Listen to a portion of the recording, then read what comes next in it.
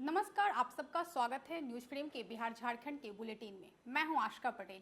News frame का आगाज हुआ है आपकी आवाज को बुलंद करने के लिए, अन्याय के खिलाफ आवाज उठाने के लिए और हुक्मरानों तक आपकी आवाज पहुंचाने के लिए। तो चलिए शुरुआत करते हैं आज की खबरों से। झारखंड प्रदेश महिला कांग्रेस के एक प्रतिनिधिमंडल ने महिला सुरक्षा, न्याय और आधी आबादी के अधिकारों को लेकर राज्यपाल संतोष कुमार गंगवार से मुलाकात की। इस दौरान प्रतिनिधिमंडल ने उन्हें एक ज्ञापन सौंपा और कई महिला संबंधित मुद्दों पर चर्चा की। देखिए, महामहिम से आज हमारी मुलाकात हुई। झारखंड प्रदेश महिला कांग्रेस की हमारी प्रदेश की बहनें प्रतिनिधिमंडल के साथ हम लोग गए और महामहिम से हमने ये गुहार लगाई है कि पूरे देश में जो हमारी आधी आबादी के साथ अन्याय हो रहा है, उनको सुरक्षा नहीं मिल पा रही है, गैंग रेप जैसी घटनाएं हो रही हैं, हत्याएं हो रही हैं, इन सारी चीज़ों को लेकर हम लोगों ने महामहिम से आज मिला। और मुझे खुशी इस बात की है कि महामहिम आगे आकर हमारे साथ इन चीज़ों को जल्द से जल्द कार्रवाई करने और जो बच्चियों के साथ घटनाएं हो रही हैं उसके लिए ठोस नीति बनाने के लिए, साथ ही साथ केंद्र सरकार की एक ऐसी मापदंड तैयार हो जो आधी आबादी को सुरक्षा, हक और न्याय मिल सके। क्योंकि मोदी जी का जो बेटी बचाओ बेटी पढ़ाओ का नारा है वो पूरी तरह से फेल हुआ है। आप उड़ीसा की घटना देखें, मणिपुर की घटना देखें, मैं झारखंड की घटना की भी बात करूंगी क्योंकि मैं भी एक महिला हूं। तो हम आधी आबादी के लिए एक ऐसा मापदंड तैयार किया जाए कि हम सुरक्षित रहें, निर्भीक होकर समाज में अपने दायित्व का पूरा कर पाएं और हमें भी वो हक और अधिकार मिलना चाहिए। रांची से प्रियंका कुमारी की रिपोर्ट। बड़कागांव से कांग्रेस की पूर्व विधायक अंबा प्रसाद से जुड़े एक मामले में ईडी की टीम ने हजारीबाग के डीएमओ अजीत कुमार से कुछ महत्वपूर्ण दस्तावेज हासिल किए। इन दस्तावेजों के आधार पर ईडी पूरे मामले की जांच और विश्लेषण कर रही है।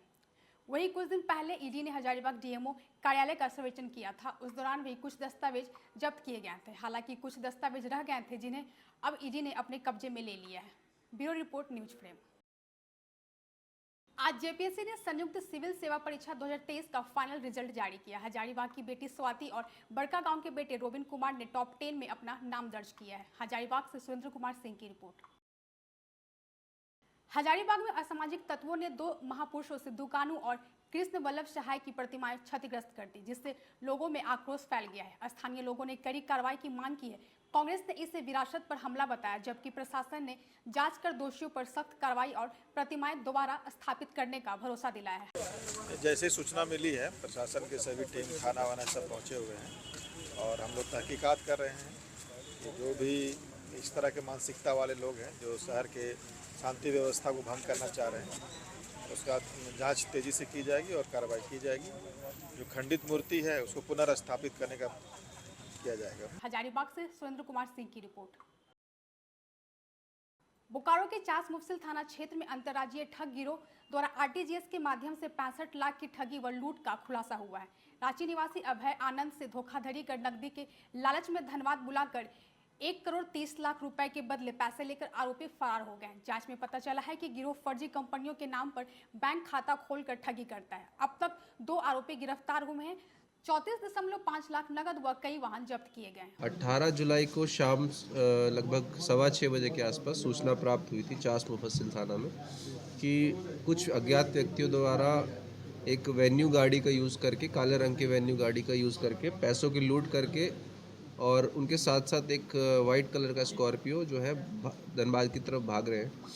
उसी सूचना के आलोक में जो है एक सत्यापन एवं अगरतर कार्रवाई हेतु एक टीम का गठन किया गया एसडीपीओ चास के नेतृत्व में। जब आगे कार्रवाई हुई और आगे धीरे धीरे जांच बढ़ी तो ये पता चला कि जो नरेश मंडल नाम का एक व्यक्ति है मिहिजाम का,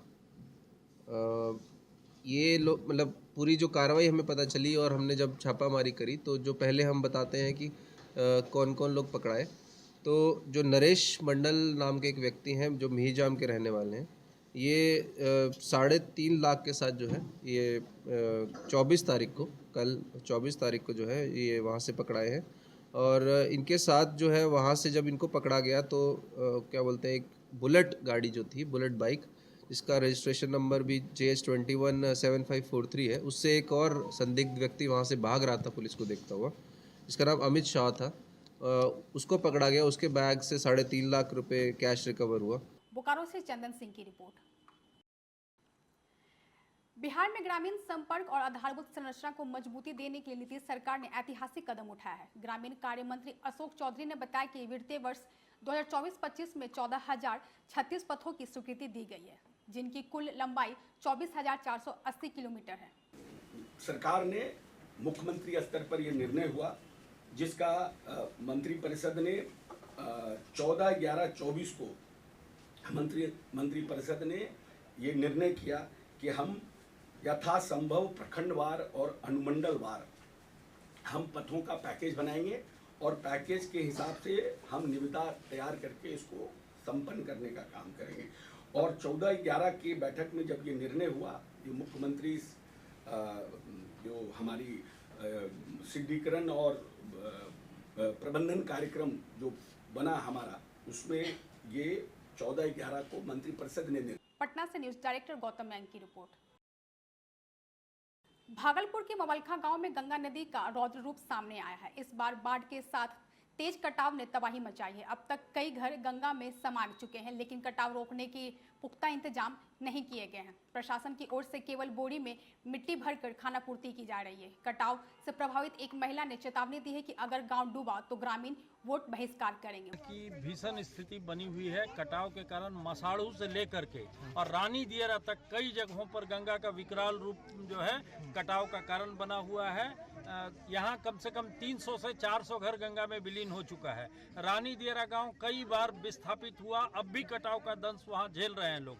प्रशासन द्वारा कटाव रोकने के लिए जो काम किया गया है वो अपर्याप्त है। इस गांव में बाढ़ से पहले कटाव निरोधी कार्य होना चाहिए। पिछले साल भी कई घर विलीन हुआ था। गांव के लोगों ने त्राहिमाम संदेश भेजा था।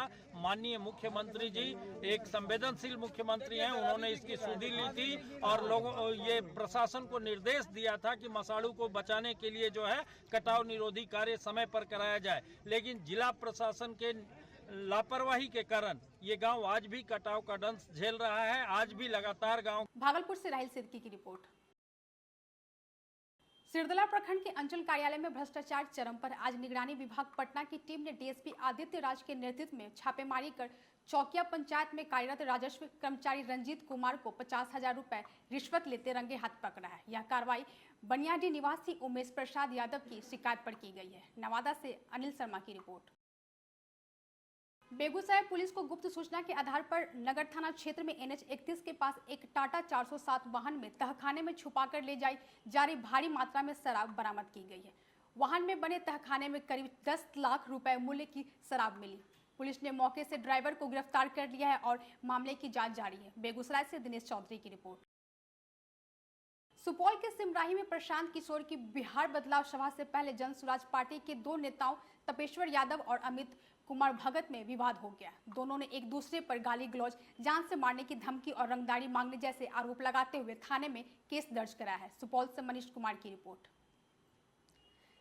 अभी के लिए बस इतना ही। देश और दुनिया की सभी खबरों से अपडेट रहने के लिए हमारे YouTube चैनल को सब्सक्राइब करें, हमारे Facebook पेज को लाइक करें और अपने सुझाव कमेंट बॉक्स में जरूर लिखें। अब हमें दीजिए इजाजत। धन्यवाद।